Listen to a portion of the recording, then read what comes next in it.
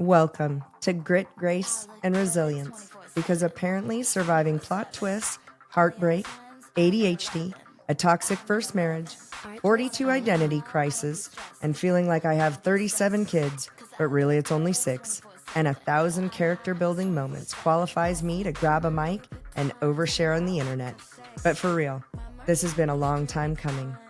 For the women who have been holding it together all while falling apart, for the ones who've been silenced, sidelined, or underestimated, for anyone rewriting their story, one beautiful, messy, unhinged chapter at a time, this is Grit, Grace, and Resilience, and I'm your host, Michelle DeGrange.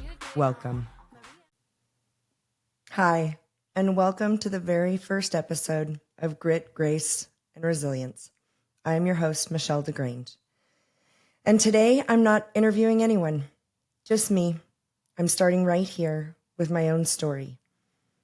This podcast was born out of a deep need to create a space for women like you and like me who have done really, really hard things. Women who have held it all together on the outside when completely falling apart on the inside. Women who have carried the weight of their families, survived heartbreak, careers, setbacks, tried to find healing, and all during that found a way to rise again. And if you are listening to this, chances are you're one of them. Today, I want to share with you my story so that you get to know me and know why I'm starting this journey. Not because it's perfect. It is anything far from that, but because it's real and it's messy and it's layered and it's mine. From growing up in absolute chaos to dropping out of high school to surviving an abusive, emotionally first marriage, all while raising kids, having a very large career, battling undiagnosed ADHD, and finally finding strength to leave my first abusive marriage and rebuild. And the process of what stepping out on my own really looked like and starting a new chapter, only to be rocked again to my core by the sudden death of my sister, and my husband and I becoming guardians to her 2 daughters. All of that has brought me here. This podcast is a healing journey back to myself. And it's about honesty and honoring that incredible strength that we have inside and that women carry every single day. So let's begin. This is my story and the beginning of Grit, Grace, and Resilience. I used to think that chaos was normal. That's how I grew up. It's all I knew. I didn't know any different. And by the time I graduated high school, well, technically, by the time I dropped out of high school, I had already attended 9 different schools in 12 years.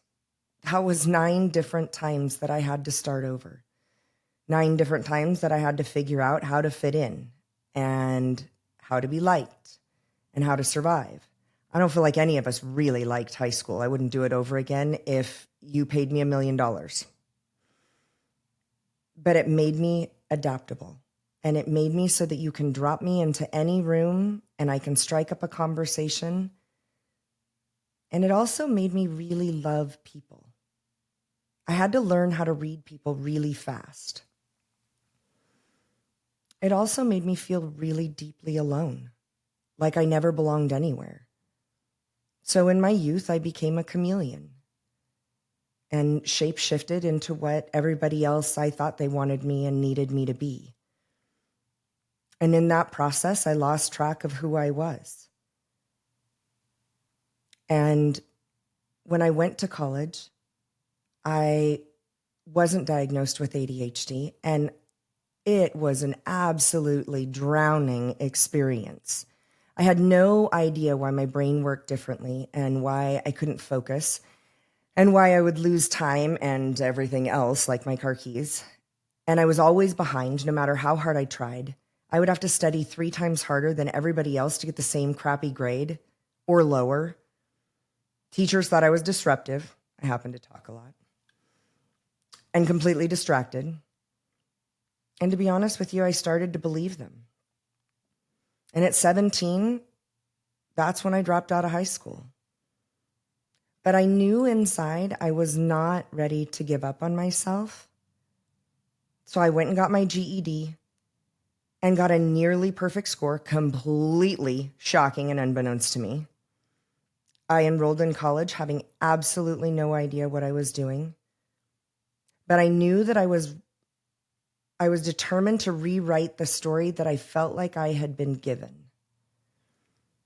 And I had no idea how, and I had no idea how much pushback I was going to get. And my first experience was with this career school counselor. She had red hair. Her name was Kimberly. And she basically, pretty harshly, told me I was wasting my parents' money and that I should just go ahead and drop out. Only now can I look back on that and see it as a catalyst, because I will never forget that moment. It was like every doubt I had ever had about myself was suddenly spoken out loud by someone with authority. And it crushed me. But I used it as fuel. Watch me. And that was my turning point. Not because I suddenly believed in myself completely, but because something inside whispered, and I've heard this my whole life, there is something more. Just keep going. And I did. And then something changed.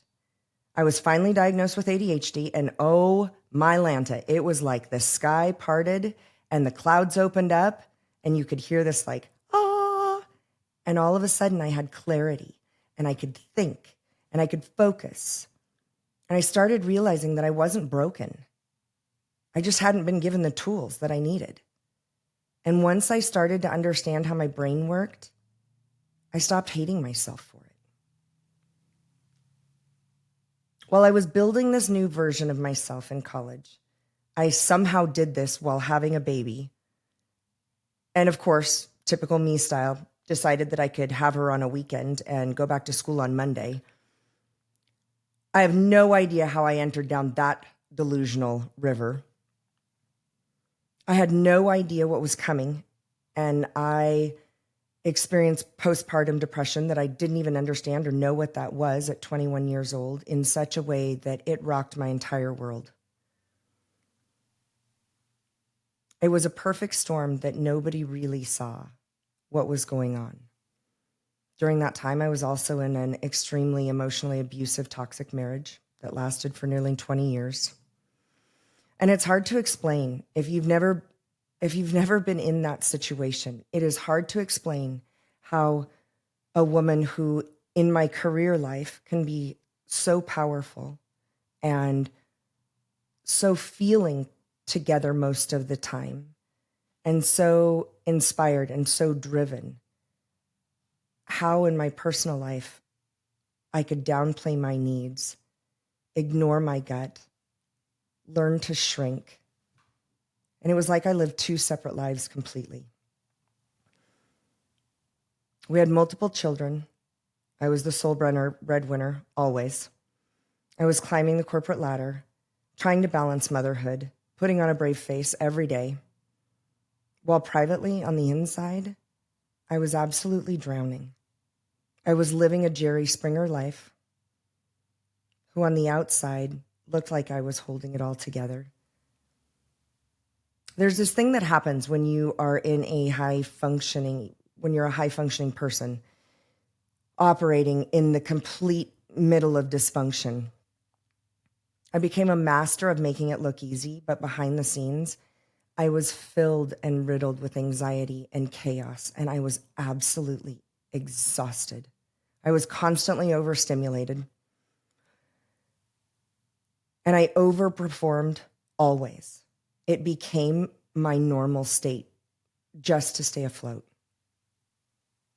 And then one night, something changed. After the umpteenth affair, I went to bed that night, and I can remember it clear as day. I was on my knees, and I prayed. I said, God, either give me the strength to stay in this and be able to live with this, or give me the strength to write the check that I know that I need to make and leave. And I woke up the next morning and it was finally done. All the fear, all the anxiety, this feeling like I didn't know how to do it alone, but the reality was I was doing it all alone. It went away. It wasn't just difficult, and it wasn't just completely flawed. But this clarity came through this grief, and I started seeing my marriage for what it was: abusive, diminishing, and dangerous to my spirit. But what really got me, and what really got me to pull the ripcord and get out, was that I saw for the first time the example that I was leaving for my kids, especially my daughters. What was keeping me, what I was holding on to, was staying for my kids, was actually the thing that I was exempling. And in that moment, that's not what I wanted my girls to grow up and emulate. It was the bravest thing I ever did, and there isn't a morning that I wake up that I am not grateful for that moment. Because leaving that marriage wasn't just about walking away from someone else. It was honestly walking towards myself for the very first time, and it was terrifying. I was a single mom with 3 kids, running a very high travel state where I traveled all the time and covered multiple states. But it was this crazy feeling of finally feeling free, so much so that I put it in my calendar as the day of liberation. And every year it comes up and I laugh and I am so grateful. I started to finally discover who I was and what I needed and what I liked. I had no idea who I was for about 20 years. Then I met my husband, my now partner in life and crime. And that relationship was nothing like anything I'd ever experienced. It was the first time that I started to do things that I never even knew I liked, like camping, even despite my fear of bugs, and being outside and raising my kids riding dirt bikes and going all of these places that I'd always wanted to go. I was finally living. And there was room to actually start to be me. And we blended our families. And then together we had a child who I always call her my Ellen DeGeneres kid. She is bigger than life and fearless. And during this time, continued to rise in corporate America. I got my master's in organizational development and leadership. Not bad for a dropout at 17, right? And that isn't something that I ever shared with anyone. I was so ashamed of it for so many years until now I finally look at it as resilience. I mean, who does that? Who drops out of college and goes on to get their master's in organizational development and leadership and continually grow and become a mentor and a friend and a leader within their career? I finally was starting to not just perform and not just pretend, but to become more of who I always wanted to be. And just when I thought that the storm was finally behind me,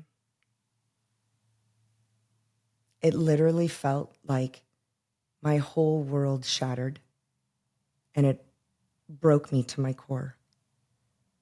I can remember exactly where I was. I was at Ruth's Chris with my mother on her birthday, and I got the phone call that my sister had suddenly been killed. And all I can remember in that moment is feeling like I was completely outside of my body. And I felt like I was like Alice falling down a rabbit hole. And in the middle of my own grief, all of a sudden, my husband and I knew and decided that we would take my sister's 2 girls and become their guardians. And I had no idea, and I was not prepared for what would come next. I had no idea what the process of grief looked like and what a long road it was. I found myself so many times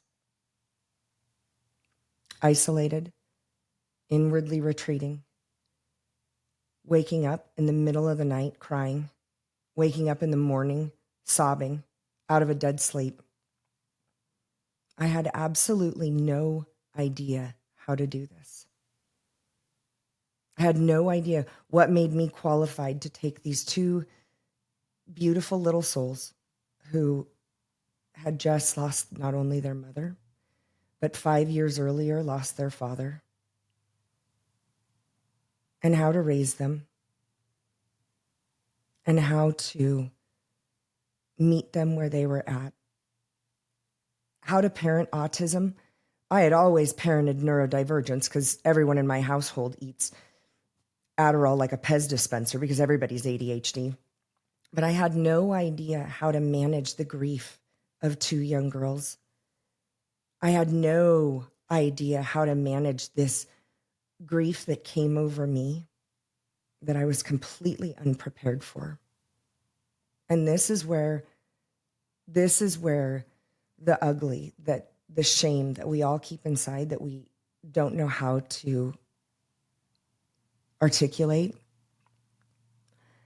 I all of a sudden had this horrible guilt inside from grieving my own life. All of a sudden, I had this level of grief that took my breath away. And I almost felt like I was in this state of complete blackout for what probably lasted 3 to 4 months.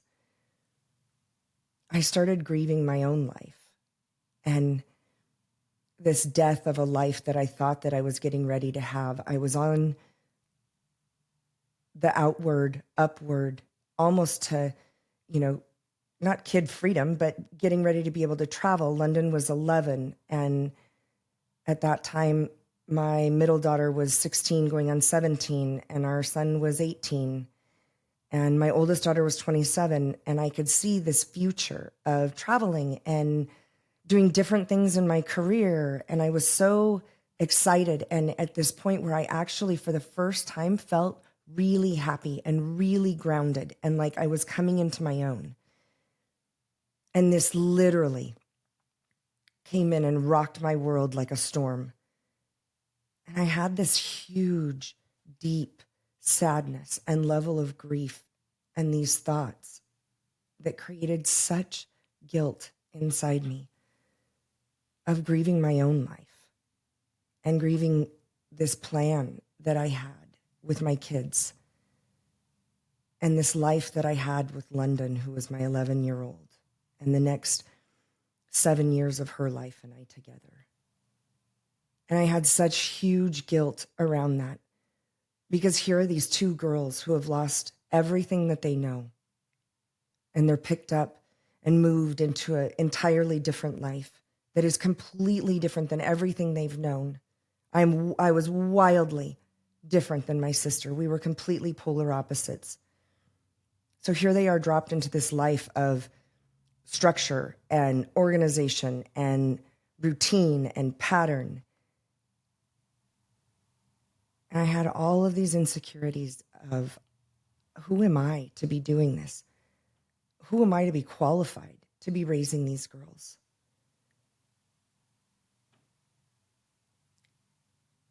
And there were so many women in my life that I am so eternally and unbelievably grateful for, that picked me up and carried me when I was so grief-stricken. And they inspired me and they loved me even when I did not love myself through this process. There are these sayings that you hear, and one of them was profoundly impactful to me, especially through this experience. And I remember listening to a podcast by Mel Robbins, and she talked about friendships are like leaves and branches on a tree. And you have people coming in and out of your life exactly when you need them. And some are like leaves, and they're there for a time. And then some of them are branches. And some of them are your 2 a.m. friends, the one you call when it all hits the fan. And these women I am forever grateful for. And during this time, I had this opportunity at work. And it really is the catalyst behind this entire series. I have known my entire life, I have had this voice inside that has told me that I'm supposed to share and that I am supposed to help. And if I had a mantra, it would be, how can I help? And yet, even though I've known this inside, I've always seen myself doing exactly this. I never could step out and do it. I was always too afraid. And this experience, because it has absolutely taken me to my core, in this moment where a woman had faith in me to do a fireside interview with my CEO and my head people leader, I got to be Barbara Walters. And I left that moment so clear and so empowered that I loved it. And I knew in that moment that I was supposed to do something more and to think bigger, but I was supposed to and am supposed to help. I have such a love for people and a love for overcoming and stories of resilience and how you rebuild from the absolute depth of heartbreak, that I knew that it was time for me to start living on purpose. And these women in my life believed in me far more than I did at that moment and that time. And I understood for the first time what it really means to lift someone up. And I am so grateful that during this hardest time of my entire life, because losing my sister has been one of the hardest things that I've ever done. Growing up in all of that chaos and changing who I was constantly in 9 schools in 12 years, she was the constant in my life. And she was my best friend. And not only did I not understand what a world looked like without her in it, I had no idea how to take her 2 most precious beings and raise them in her spirit, and to do it with love and patience, especially when I didn't even know how to love myself in those moments. And I did not have a lot of patience for myself through this process, I will be completely honest.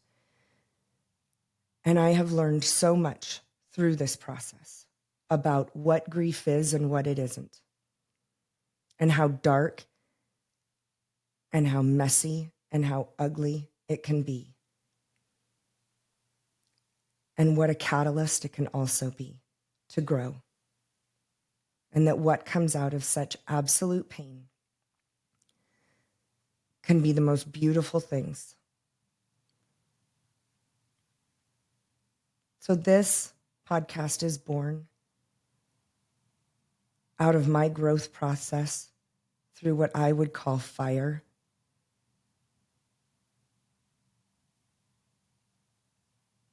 And it's been an opportunity for me to embrace not only who I am, but what I am meant to do.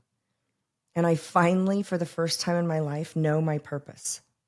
And I'd always heard that, and I'd always heard people talk about it, but I had no idea what that really, really meant. But I wanted it so bad. And it has come through one of the most painful experiences I've ever gone through. And my hope for this podcast series is that if I can touch one woman and I can help one person, then that is what this is all about. I know that there are women out there suffering just like me. We are not all terminally unique. We think we are, and we isolate, and we hide in it.